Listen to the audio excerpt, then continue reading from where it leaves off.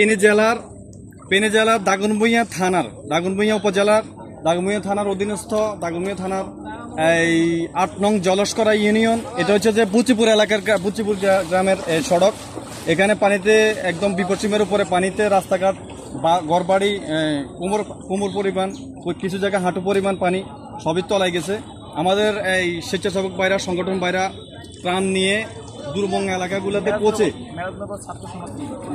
এলাকাগুলোতে ত্রাণ পৌঁছে দেওয়ার জন্য আমাদের এখানে হুমায়ুন ভাই আছেন, ওনাদের তত্ত্বাবধানে আবার কিছু আলেম ওলামা আছেন, ওনাদের তত্ত্বাবধানে ঢাকা থেকে। আপনার ঢাকা থেকে কোথা থেকে আসছেন? আপনার রায়েরবাগ থেকে। জি, আপনারা কিভাবে আসছেন, কিভাবে একটু কথা বলেন। আলহামদুলিল্লাহ, আমরা তো আমাদের একটা টিম নিয়ে আসছি। আমরা আসছি আপনার রায়েরবাগ থেকে। রায়েরবাগ ভিতরে আমাদের স্থান মেরাজনগর। আমাদের একটা সম্মানিত একটা টিম আছে। আমাদের এখান থেকে ছাত্র সমাজের একটা টিম করা হয়েছে।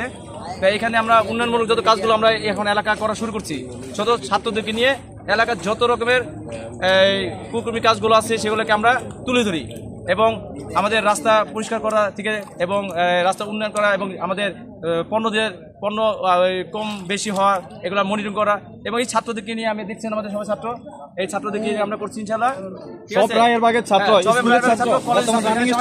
এখানে সবাই কলেজের ছাত্র, আমরা এখানে আসছি ইনশাআল্লাহ।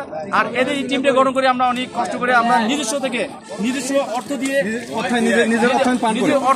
দিয়ে আমরা এখানে এসে আজকে আমরা আপনাদেরকে সেবা দিতে আসছি এবং আপনাদেরকে ত্রাণ বিতরণ করে এবং কি আপনাদেরকে এই যে বন্যার্থীদের সাহায্য করতে আসছি।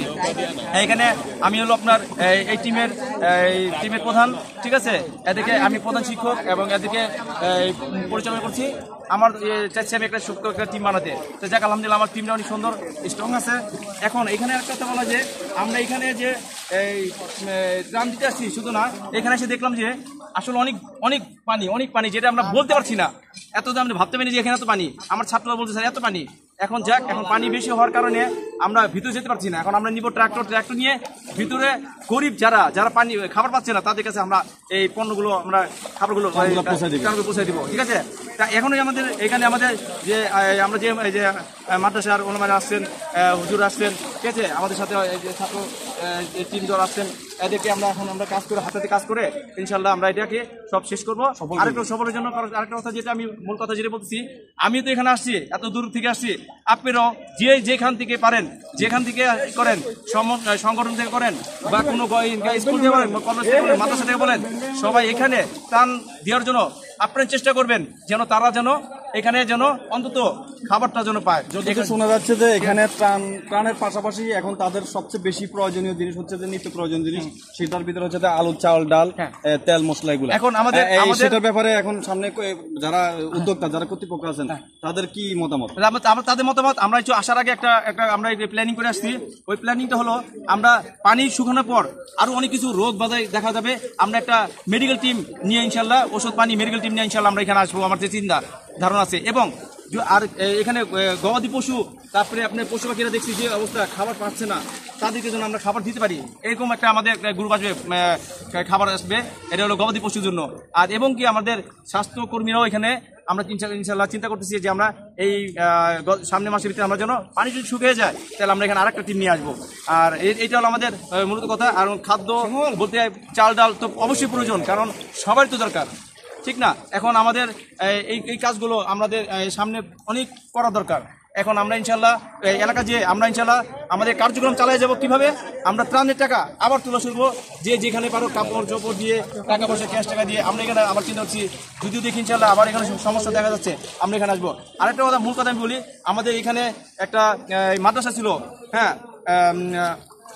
মাদ্রাসার নাম হলো আপনার জামিয়া ইসলামিয়া মাদ্রাসা। এখানে হলো মূলত আমাদের কি বলা হয়, হেফাজত ইসলামের একটা বড় মাদ্রাসা। আমি কখনো ভাবতে পারিনি যে এখানে এত একটা মাদ্রাসা আমার জীবনে, আমি এখানে এত বছর হয়ে গেছে, আমি এখানে একটা পাওয়া দিতে পারছি। একটাও ছিল কি এই ত্রাণ বেতন করতে আসছি, আমার কাছে খুব ভালো লাগছে।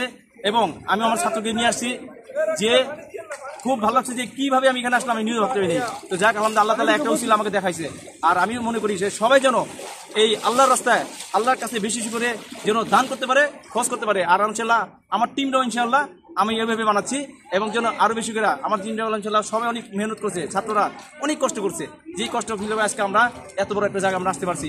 যাক আমরা ইনশাল্লাহ সহি সালামতন সব সুন্দরভাবে যেন আল্লাহর হুকুমে যেন আমরা সবকিছু ত্রাণগুলো সবার হাতে পৌঁছে দিতে পারি, এই জন্য আপনাদের কাছে আমার দোয়া রইল। আমার জন্য সবাই দোয়া করবেন, যেন আমি যেন এইভাবে যেন সমাজ সেবা করে যেতে পারি। আমার টিমদের জন্য সবাই দোয়া করবেন। আর আপনারা সবাই এখানে ত্রাণের জন্য অবশ্যই একটু চিন্তা করবেন, আসার জন্য, যেন তারা যেন অন্তত এক বেলা খেতে পারে। আমি পরবর্তীতে যদি দেখি ভিতরে আরো পরিস্থিতি খারাপ দেখা যায়, আমি পরবর্তী আপনাদের একটা ভিডিও আবার ইনশাল্লাহ আপনাদের সামনে পেশ করব।